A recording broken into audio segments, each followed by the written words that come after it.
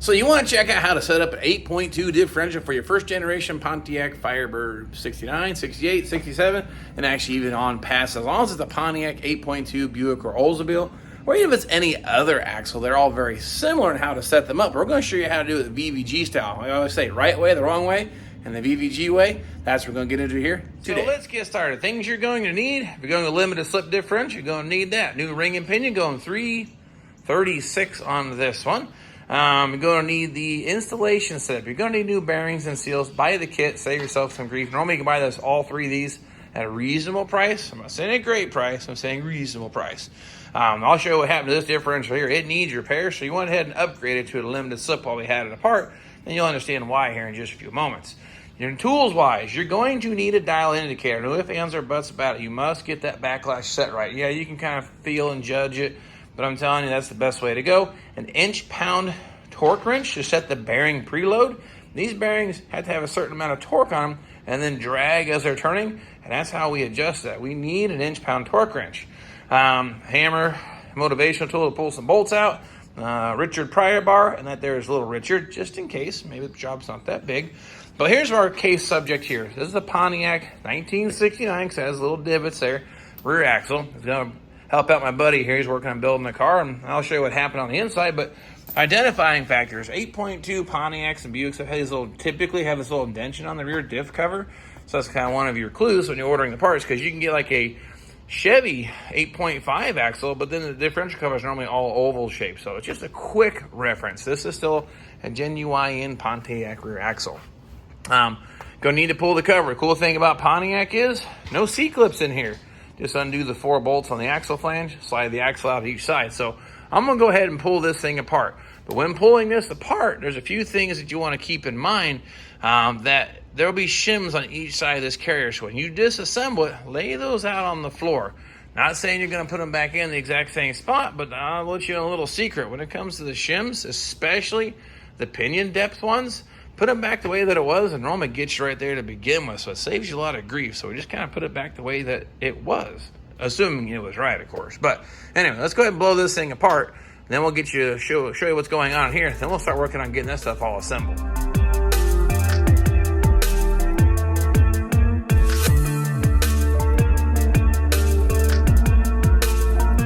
All right, so let's get into the why we are doing this. Not just for your entertainment and my boredom.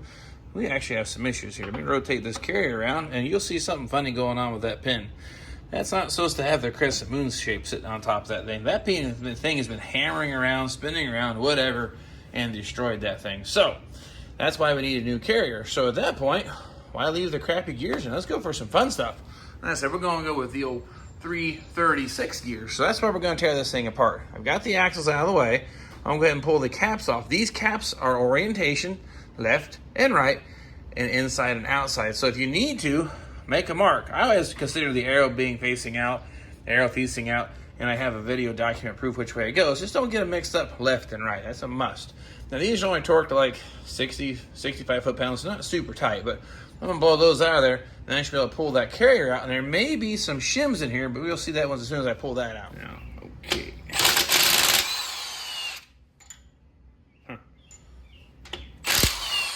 I don't think this has ever been taken apart.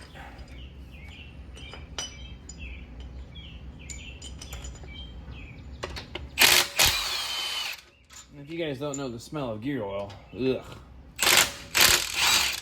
We used to call it butt butter at the shop for a reason. It would stink up the whole building.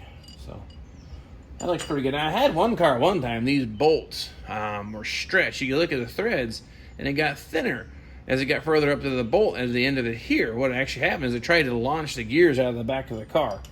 And that was on one of my Trans Ams I had. So, wow, yeah, that's in there tight. This is where we're going to need Richard Pryor bar to give that thing a little bump, because it's shimmed tight on each side, which is good, but definitely makes our life a little more difficult here.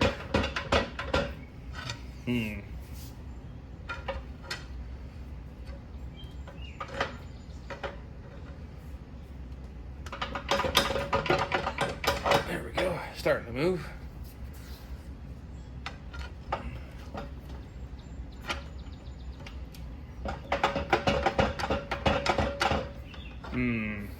It stopped moving.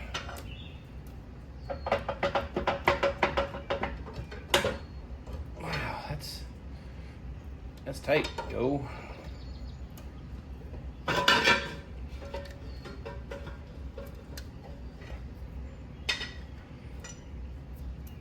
Get that out of the way.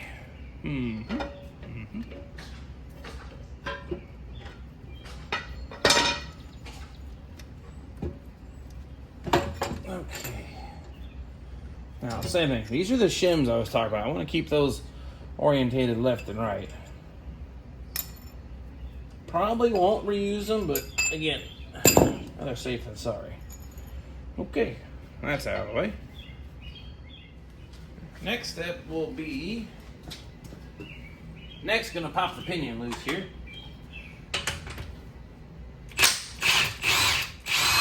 That was tight. That made my life a little easier. Now, gonna need the tiny Harding or the hammer.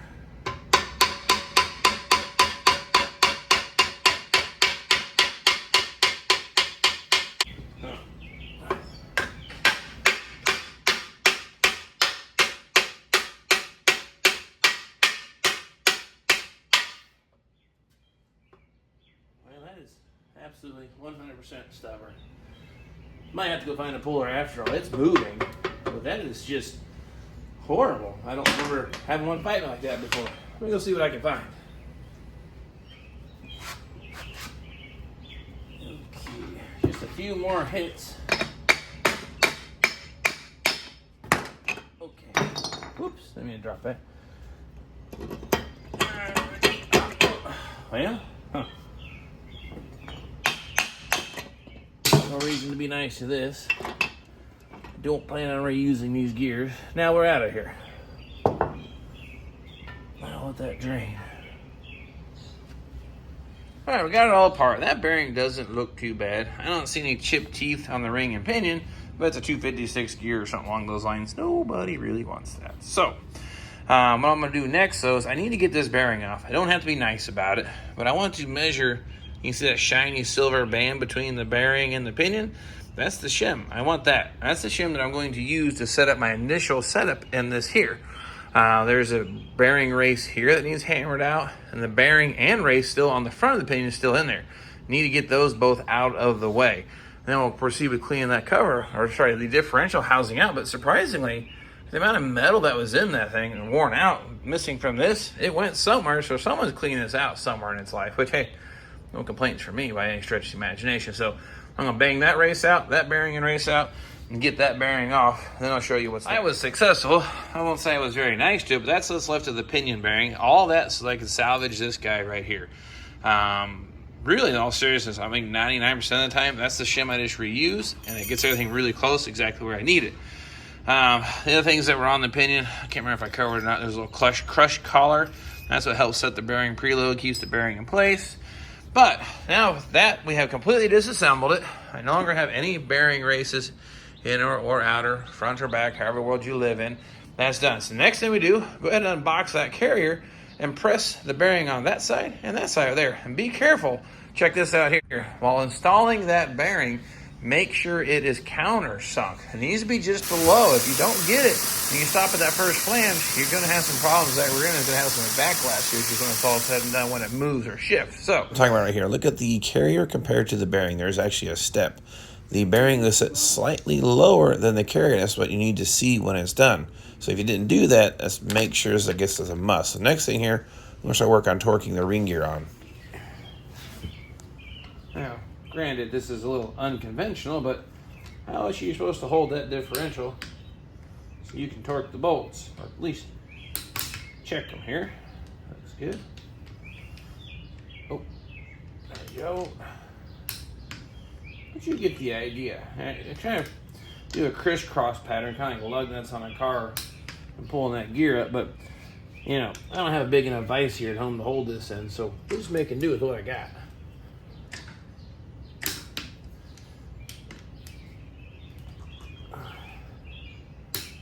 All right, that's all of them.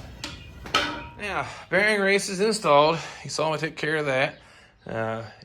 Inner, outer, whatever, pinion bearing. Now, I actually have one of those bearing installation tools. I finally got to use that. I had that thing for years. and rarely ever use it. So I had it. I went ahead and used that. Now at this point, all the old bearings and races and stuff I've put in there. The only thing I've kept out so far are my 2 shims that were on the main bearing caps, and the shim is still kind of residing here on the pinion. And I was told, and I just measured it, the original ones are 50 thousandths, I think, every time. So save yourself a lot of grief trying to take that bearing off, because if it's already 50 thousandths, this one is. I like to keep track of that. It saves me some grief in removing the bearing off that pinion, because that is not any fun. So with that being said, the next step is go ahead and drop the pinion in, but I got something I want to show you.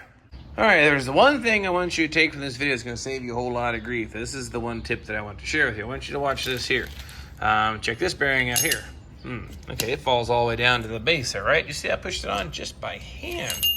Now this one here, same part number, but doesn't go on far enough. That's going to need to be pressed on. Surprise, surprise.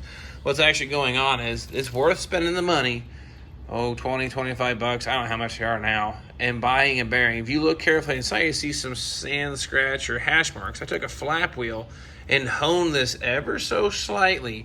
That way I could actually drop it on that pinion for setting the pinion depth. Because imagine pressing it on, pressing it off, pressing it on, pressing it off. It just doesn't work. I don't have the tools to do it, nor does it make sense. So this is a huge time saver. So what I'll do is actually, I've already established I want to reuse this 50 thousandths shim. Just measured it again. It is 50 thousandths. Then I will take the bearing that's been honed out, use that, then I'm going to drop that into the case here and start my adjustments. Then once I like my pinion depth is all correct, then I will press this bearing on for the last time. So that's the tip that I want to share with you. This is going to save you a lot of time and headaches. Spend the money, buy a bearing. We're basically just doing a mock-up. This isn't final installation. This isn't all said and done. So you leave the seal out of the pinion, drop it down in there, put the outer bearing on, snug up the nut, and put just a little bit of bearing preload. See how this spins really easy? Eventually we're going to measure how much torque it requires to rotate this. That's our finishing result. We're going to get it close right now, but I'm not going to get it dead on. So I'll go ahead and do this. Put the bearing in, slide the yoke on. Again, no seal for this go around. Now we'll put the nut and the washer on, and we'll just snug this up.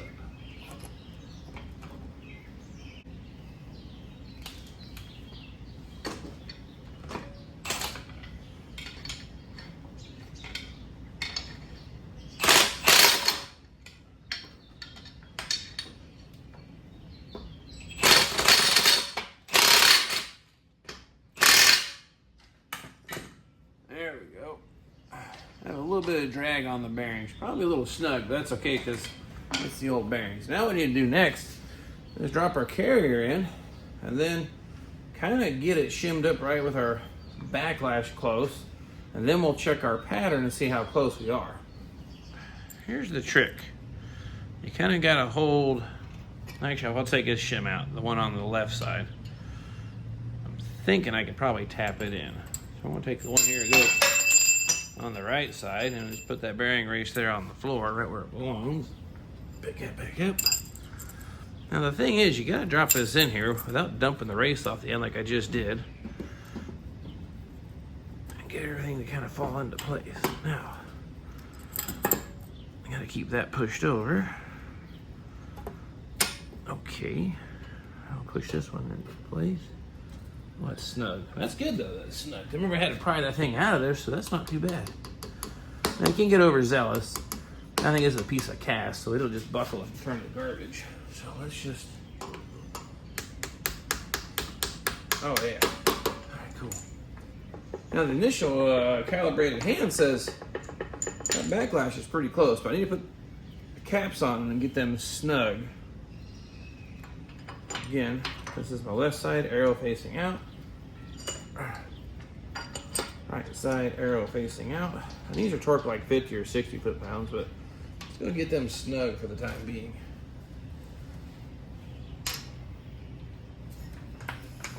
But I'm aware this is a 1/2 inch electric impact. That's it.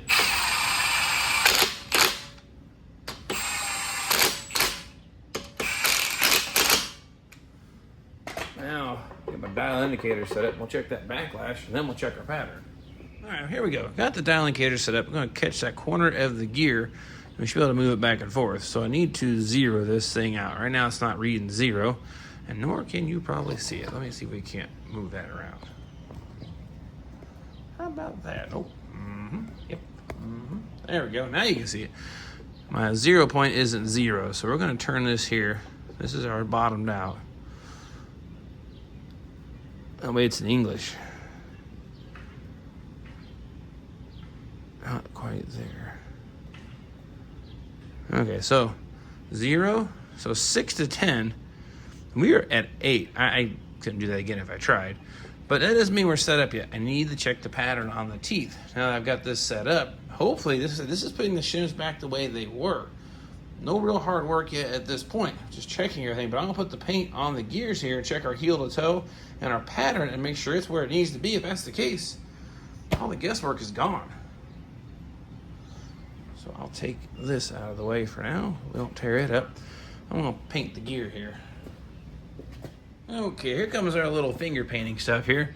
Just put some on the face of the coast or drive or heel and toe, the whole gear. Put a little coating on them.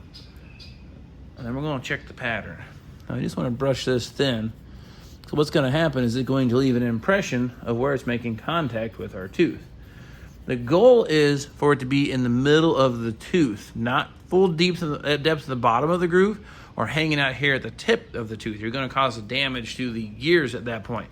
But then where it's either going to be on the outside or the inside of the gear too as it operates. But ideally, you want it in the center of the gear, a little oval shape. But sometimes you can't do that because as you try to make one adjustment, there's 4 corners of this thing. You try to move one, it moves the opposite corner. So it's kind of got to take the best of the worst or the worst of the best and make the best of it. But the idea is not to have it at the edge of the tooth. So now what we got to do is rotate this around where that colored grease touches the contact of the pinion. And I like to put a little load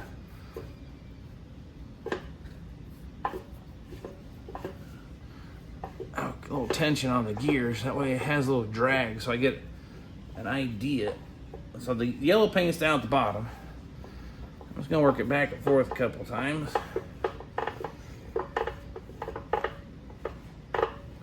All right, I'm gonna bring that back around and have a see-looky-loo. Well, I really can't see it. I'll have to do that again. I see a little mark on the end here. It's kind of in the middle. It's not full depth of the gear. I'm gonna have to give a little more tension on it, I think.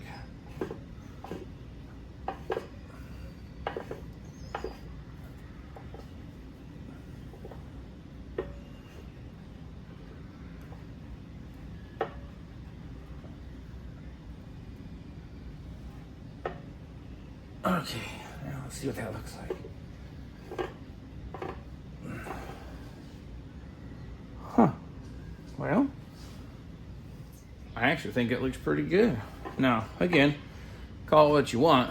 The Vinyl Village way or the right way or the wrong way or my way, right? But let me show you what we got for a pattern. Let me find something to point that out with. My fingers is just too big. Oh, I know I got zip tie here work, right? Check this out here. Now we can see our pattern picking up right here. There's the depth of the tooth. It's a little shallow when it compares to the depth of the tooth. We're not too bad off. We're not at the bottom of it though, because there's the bottom there. We got quite a bit of difference. So it's actually kind of right there in the middle of the tooth where you want it. A little high on this, but we're not catching here at the top of the tooth or the base tooth, almost right in the middle. So, yeah, see, look at that. I'm gonna call that good on that face. Now we gotta check the other side because you have a load and a coast side. And see if we get this camera to stay focused while I do this. Same thing, it's actually about, move up one here, about the middle of the tooth. So, yeah, that was pretty awesome. I wasn't anticipating that. Normally, if you have I'll give quick little tips here for you because you're not always going to get it right the first time, but you'll have to do some adjustment. Now, if that wear line here was full depth of this gear here, our pinion depth is too high. We need to go further down in the case. Now, if my wear pattern was way out here at the edge or the top of the tooth, my pinion is too deep. I need to shim it up more. But in this case here, that 50 thousandths set my pinion depth right. Now, if I was having an issue with, let's say it was kind of hanging out one of these very outside edge or inside edge, I may have too much backlash, but that's right in the center of the gear. So that means now, take this back apart for final installation. Press the bearing onto the pinion, then I'll show you how to set the bearing preload so that thing is actually adjusted right. The bearing pretension, I'll put their crush collar in, but this pattern, I need to keep my shims exactly where they're at. It should work out just fine.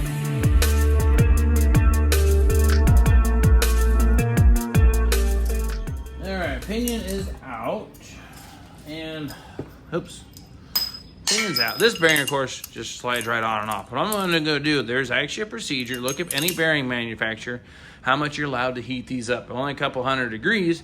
Like Timken, get online, check out the bearing size and dimension. It tells you how much you can heat it up and not have to press on. It falls right into place. So that's how I'm going to do this. I'm going to heat this bearing up and get that dropped onto the pinion. That way we're all set into place. So that's gonna be our next step, and then we drop this back in. I'll show you how to adjust that bearing preload. Okay. Hot one coming. Like that. A little tap tap around. I let that cool down just for a little bit. Then we'll drop that back in. Should be good to go. Look, she's still smoking a little bit. Again, bearing manufacturers, different brands, different kinds will give you that specification.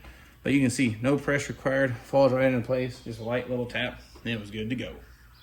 The order of installation, leave the seal out. Gonna need a flexi type torque wrench so you can actually measure the inch pounds of force required to turn the bearing. I used to recommend this kind. The clip kind just it doesn't work as well. You can really see where you're at with this. I would recommend the flex bar style. A little old fashioned, but works. So we can drop our pinion in. Bearing is now cooled to the touch. I'm comfortable to touch that. So put that through. Like so. Slide crush collar in. And then the bearing. Again, no seal at this time. And we'll go ahead and put our yoke back on, hopefully.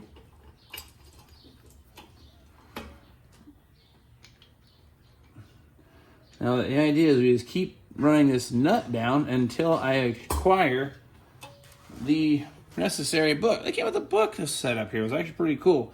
It's actually telling me new bearings versus used bearings. These are new, of course. 8.2 Pontiac, so I need to get that thing 12 to 15 inch-pounds of rotational force. Used bearings is less.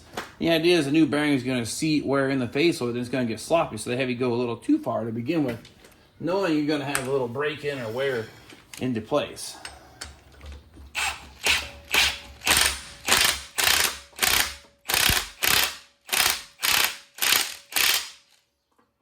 Not there yet. Still got some movement up and down.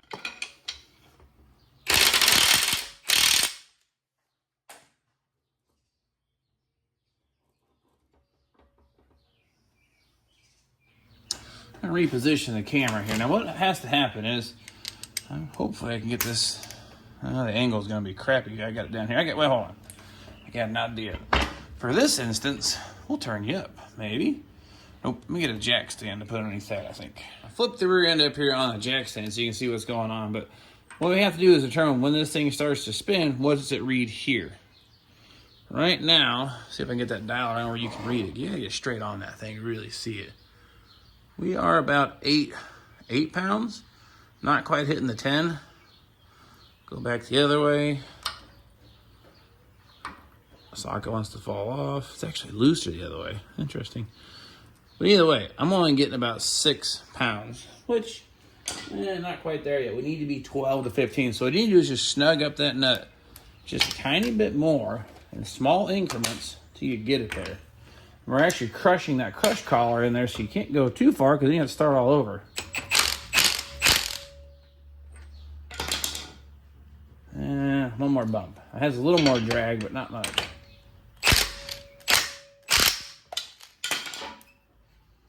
that's got more drag. Let's see how that measures up. I might have went too far. We'll find out.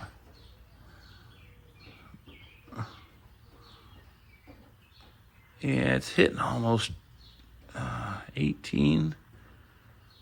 So I went just a tiny bit too far. But you know what? Those are really new bearings. They'll seat in. So you get the idea. Now I need to pop that yoke back off and install my seal.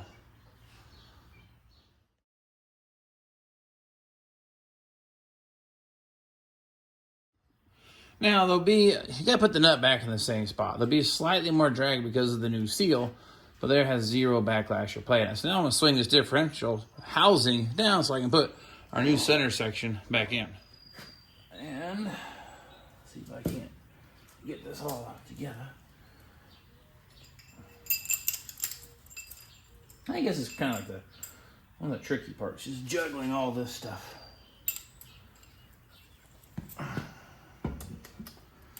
Now, as long as our pattern didn't change and our backlash didn't change, because I did obviously have a test bearing on that pinion, so there's a chance things went awry. Get that hammer again. Tap that in.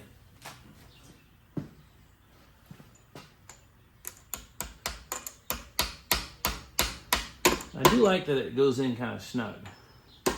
Not quite as tight as it was from the factory, but I don't have any play in that bearing done that way. Now, some give you a spec once it's all torqued together.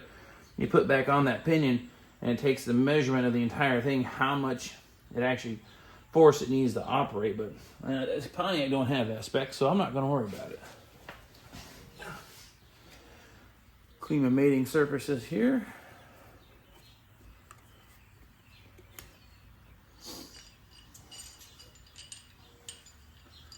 Again, be sure not to mix these caps up left to right. They are specific for spots. Now these now get torqued in our handy dandy book. All in here again.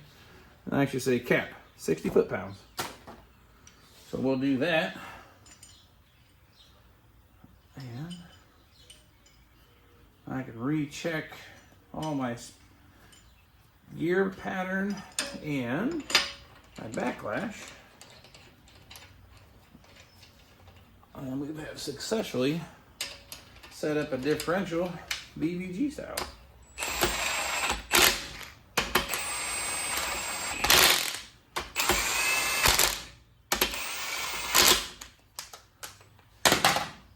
Okay. Torque wrench. 60 foot-pounds. I'll do them kind of in increments, about half of that, about half.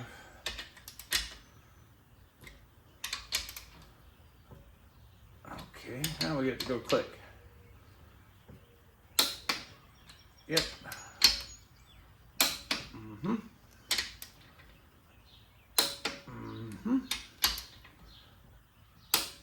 Okay, and one more little check.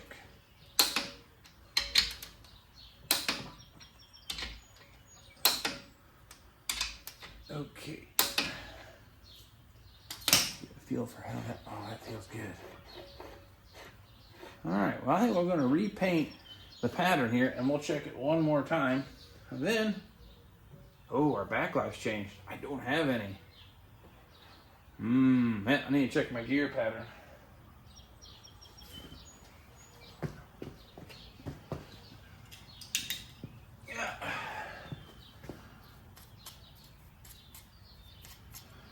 With the backlash not being what it needs to be, we may have some other things going on now.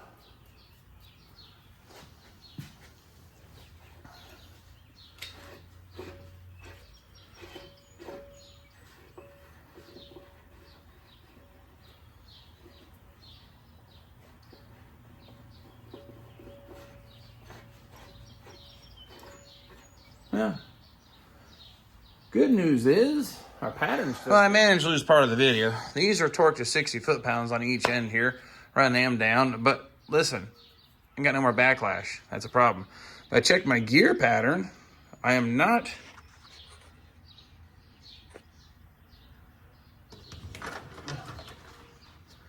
My pattern still looks good. My tooth is contact right in the middle of the gear. I still have a good bit of travel before I hit the bottom of the actual gear. So my depth is fine. It's right in the middle.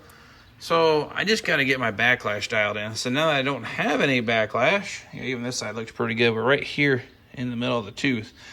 Since I don't have backlash, I need to shift everything this way to open it up just a little bit. Unfortunately, that's that solid shim, no pieces apart. So I don't have to break out my shim pack and find out how much I take off that and move to this side, but I should have some kind of clicking. I got none. All right, I took these back loose. Again, I need more backlash. I basically have 0. I need to shift everything this way. So I need to take a shim out and add to this side. But like I said, unfortunately, that's that solid shim. Oh God, there we go. I need to measure that. Let's see where we're at. Yeah, just go there. Good place for it. Okay, we're going to use this old handy dandy tool here. I'm going to put it in American, in inches. And we are 245. I need to go a little bit less. Okay, this came with a bunch of shims, and I have collected a bunch of shims over the years, so let's just see. And these are in no particular order. Nope. 245. There we go. We'll go with this guy right here. 245. So let's bring it down to 12. Do more than that.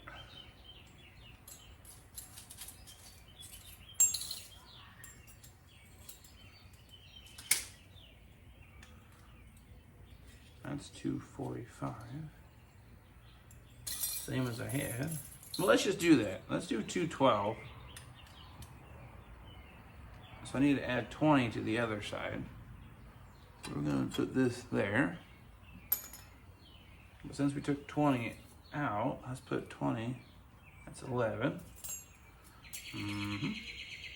Hey, there's 20 right there. So we'll put 20 on this side.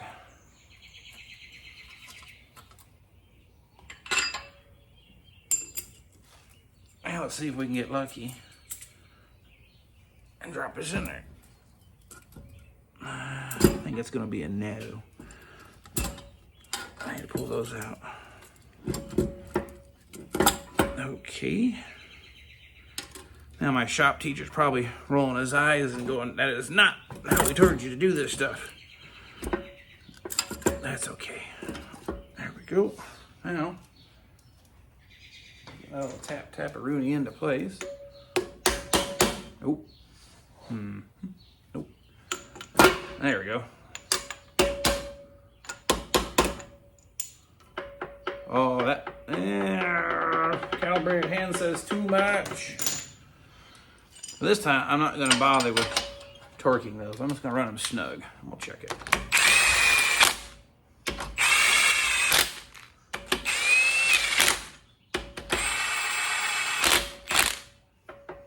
Yeah, that feels sloppy.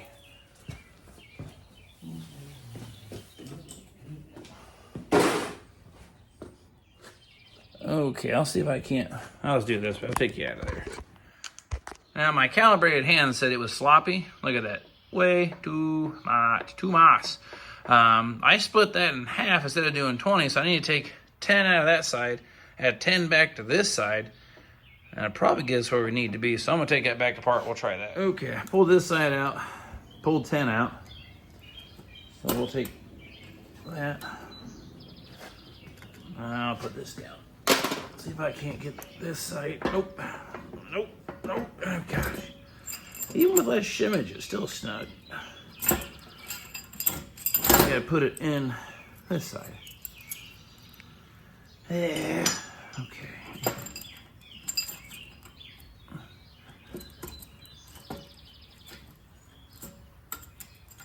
Well, come on now. That's not holding my mouth right.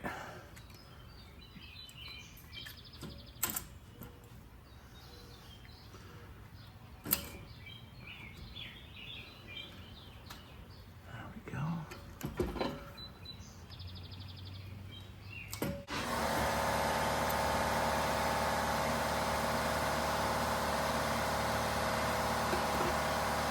There we go.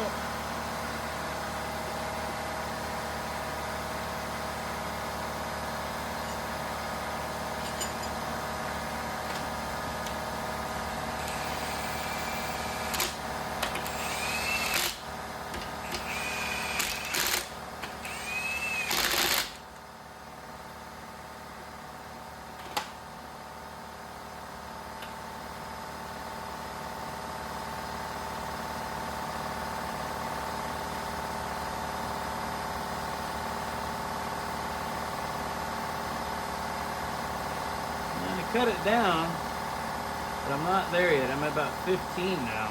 So you need to take just a little more out of this side, add it back to this side. Okay, took 10 more out of this side, added it to that side. Listen to this. That sounds close. But then you put the caps on and check it.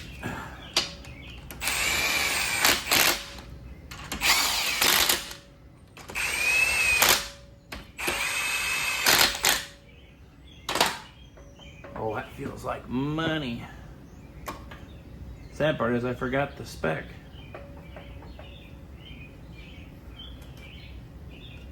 Okay.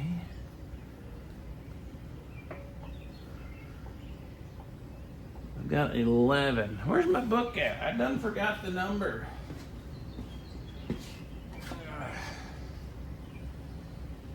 Oh, 6 to 10. I need a tiny, tiny bit more. For the love of gosh. All right, so I'm gonna add just a shim to this side and see what happens.